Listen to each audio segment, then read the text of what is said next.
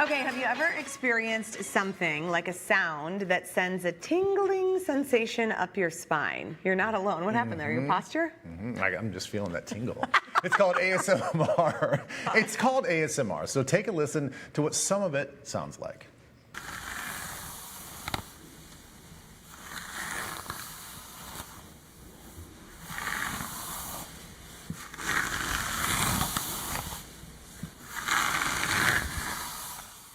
Oh my gosh, I'm All right, like, you wrap guys. it up. I How mean, long are we going to listen to this? I know. Believe it or not, That's not a videos real like this, head, is it? I think that's a mannequin. Okay. Yeah, I think that's a wig on a mannequin head. I'm going to guess. Videos like this online can get millions of views. Yes, that's right, millions of views.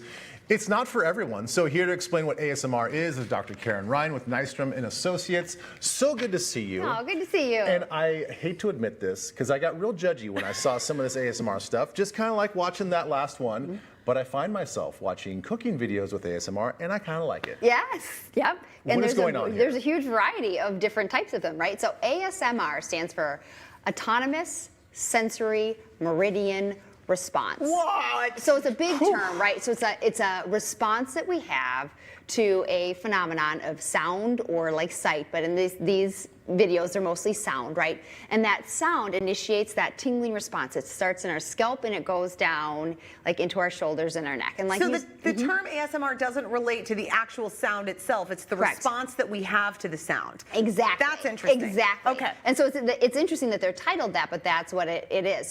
That's what most people will Google search ASMR, and then that is what the videos are. So any video that will help kind of elicit that response.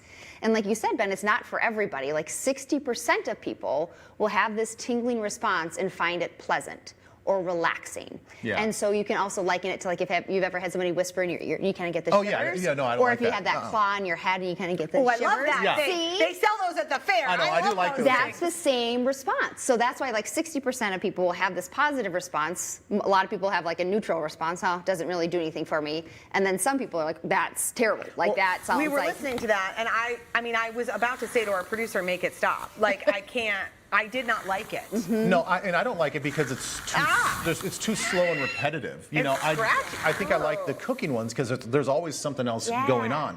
So does the visual part of that have any effect on what you're hearing auditorily? Because if you're watching that, you kind of know what they're doing. But if you close your eyes, like, is it the same sort of sensation? Yeah, that's a great question. Because it really brings in both senses, right? Yeah. And so it highlights kind of that. Both of them will impact that limbic area, but that's really with hearing, and so like memory and with certain sounds and music in particular, that's when we really tap into that emotion center. But when we're taking in that information, it can either one of them, you know, visual or auditory, can both cause that response. Okay, is the response good? I mean, the response relaxes us? Like, what's it doing to our body? Yeah, exactly. So what research is showing, and it's in its infancy, but what it does is it'll decrease your heart rate, right? It'll like kind of clear your mind a little, so you're distracted, you're not thinking about things.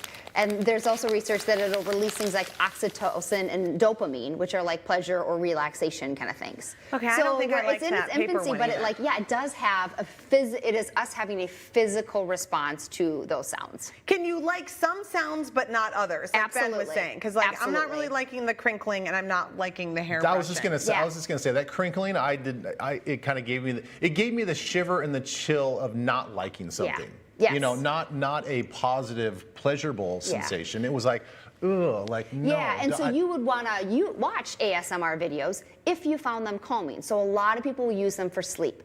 So when they're feeling kind of restless or feeling anxious, it's a really helpful form to help them fall asleep. And so you're highlighting, you would want to find a video that was calming and felt positive to you. Okay, you but want if to you elicit a positive response. If you don't like it, do you have to like push through to get to like it, or it's okay Absolutely to not. just be like, It this is not for me? Yeah, and really that's another key piece of like really figuring out what sounds, what music, what sort of sounds in your background are positive for you. I don't like this one.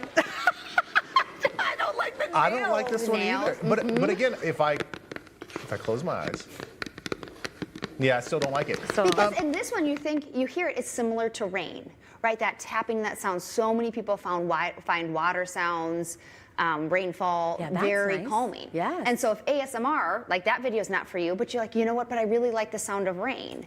You can find videos on rain. You can find videos of different relaxing sounds that can be really helpful for you. This one is ice cream scooping styrofoam. So there is a net mental and positive effect that you're going to have on your mood. Maybe you need to concentrate and stuff like that. So really what you're saying is if you're at home and you're like, I don't like any of these sounds, that's fine because there's thousands of sounds out there. Exactly. It really is a trial and error thing. It really because is a trial and error. once you find maybe the 10 sounds that you like, if you use those and incorporate those on a daily basis, you actually can feel some positive benefits from it. Exactly.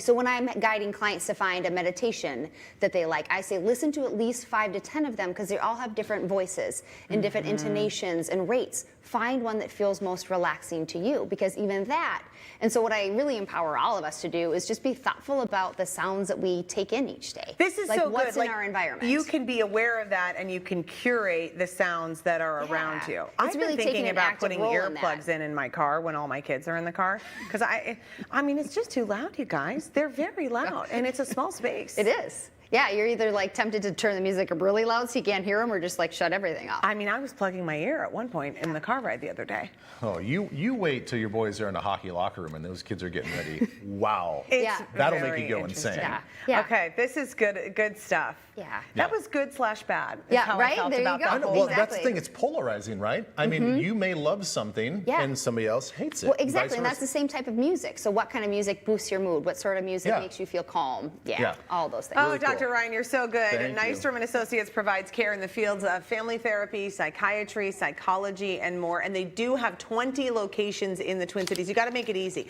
Oh, not this again. guys. Come on, you guys. Lauren. If you're struggling with stress like I am right now, anxiety or depression or addiction, please reach out to them today. We have more Twin Cities Live coming up next. Go to commercial right now. Go.